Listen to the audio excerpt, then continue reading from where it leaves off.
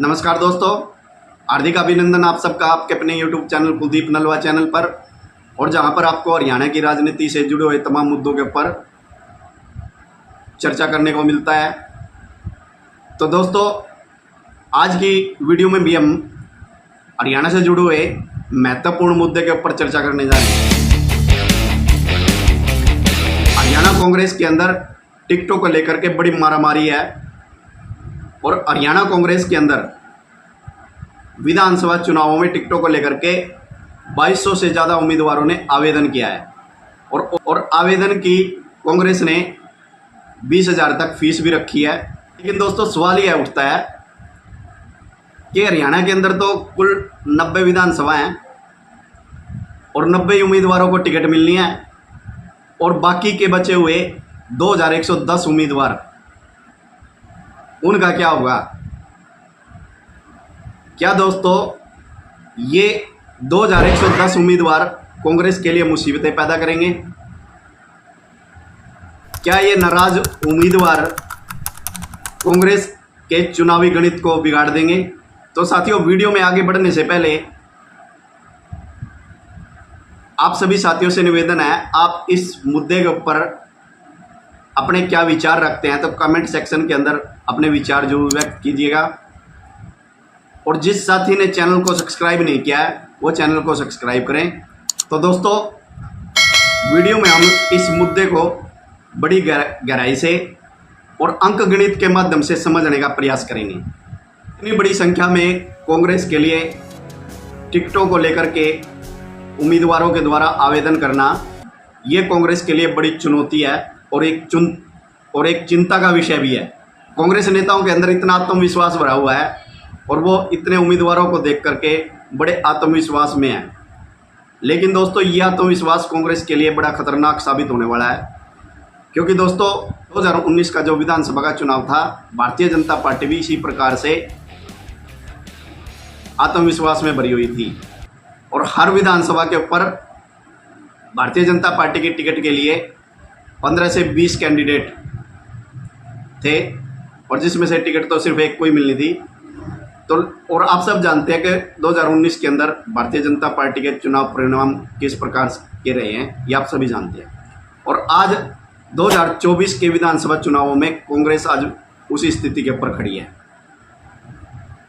इतने उम्मीदवारों का आवेदन करना कांग्रेस के लिए वास्तव में ही चिंता का विषय है दोस्तों। और हम इसको अंकगणित के माध्यम से समझते हैं कि हरियाणा के अंदर 90 विधानसभा सीट है और कांग्रेस के अंदर 2200 से ज़्यादा उम्मीदवारों ने आवेदन किया है, और हम इसको 90 विधानसभा को 2200 उम्मीदवारों से यदि हम डिवाइड करते हैं तो एक विधानसभा के ऊपर 25 उम्मीदवार बनते हैं। और दोस्तों, 25 उम्मीदवार एक विधानसभा के ऊपर होने से अब टिकट तो एक को मिलनी है, और जब टिकट एक को मिलेगी तो बाकी के जो 24 उम्मीदवार हैं उनका क्या होगा? और वो कांग्रेस से नाराज होंगे, और उनमें से कुछ कैंडिडेट तो आज़ाद कांग्रेस से बगावत करके आज़ाद चुनावी मैदान के अंदर आ जाएंगे। वो कांग्रेस के वोटों के अंदर सेंधमारी भी करेंगे। इसीलिए ये चिंता का विषय है कांग्रेस के लिए। और हम इसको यदि और थोड़ा सा विस्तार से यदि समझें, आप मान के चलिए अब 25 उम्मीदवारों में से एक को टिकट मिली और 24 अब नाराज़ हैं कांग्रेस से, और कांग्रेस ने उनको मनाने का पूरा प्रयास किया, उनको बहुत ज़्यादा लालच दिया और बहुत सारे प्रलोभन दिए। लेकिन फिर भी उनमें से 5 कैंडिडेट ऐसे निकल सकते हैं कि जो विधानसभा के अंदर कांग्रेस से बगावत करके आज़ाद उम्मीदवार के तौर पर चुनावी मैदान में आ जाएंगे। और ऐसा होगा दोस्तों, आप देखिएगा, ऐसा ज़रूर होगा। और जिस विधानसभा के ऊपर यदि 5 उम्मीदवार आज़ाद कांग्रेस के आ जाते हैं, तो अब मान के चलिए दोस्तों, हम यदि कम से कम यदि मान करके चलते हैं, एक उम्मीदवार विधानसभा के अंदर यदि 3000 वोट प्राप्त करता है, तो 5 कैंडिडेट थे तो 15,000 वोट कांग्रेस के खराब कर दिए इन 5 उम्मीदवारों ने। और साथियों, एक विधानसभा चुनाव के ऊपर यदि 15,000 वोटों के अंदर यदि सेंधमारी हो जाती है तो ये बहुत बड़ा आंकड़ा है दोस्तों और बड़ा चिंता का विषय भी है।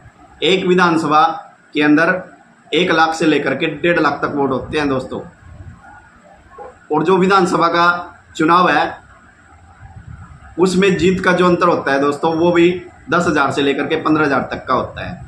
यदि ये 15,000 वोट यदि कांग्रेस के खराब हो जाते हैं, आप सोचिए उस विधानसभा सीट के ऊपर कांग्रेस का क्या हाल होगा। ये आप अच्छी तरह से समझ सकते हैं। और दोस्तों यदि और हम इसको और भी कम से कम यदि मान करके चले दूसरे तरीके से और साधारण तरीके से यदि और मान के चलें, कुछ साथी इसमें ये हो सकते हैं कि वो सोचेंगे, उनका ये कहना होगा कि इससे कोई प्रभाव नहीं पड़ेगा, कोई असर नहीं होगा। लेकिन साथियों प्रभाव जरूर पड़ेगा। ये कांग्रेस के लिए वाकई सोचने का विषय है। और यदि ये भी मान लेते हैं कि कांग्रेस यदि 24 के 24 उम्मीदवारों को मना लेती है किसी प्रकार का प्रलोभन दे करके, किसी भी प्रकार से यदि उनको मना लेती है और वो चुनाव में आज़ाद चुनाव में नहीं आएंगे आज़ाद उम्मीदवार के रूप में, और वो पार्टी के अंदर नज़र भी आएंगे, मीटिंगों में नज़र आएंगे, मंचों के ऊपर नज़र आएंगे, लेकिन साथियों वो अंदर खाते जो कांग्रेस का जो उम्मीदवार है उस उम्मीदवार को हराने के लिए पूरा प्रयास करेंगे। और हर उम्मीदवार का यदि हम मान के चले, पार्टी के अंदर हर उम्मीदवार के समर्थक होते हैं पार्टी के अंदर, और हर समर्थक ये चाहता है कि हमारे उम्मीदवार को ही टिकट मिलना चाहिए।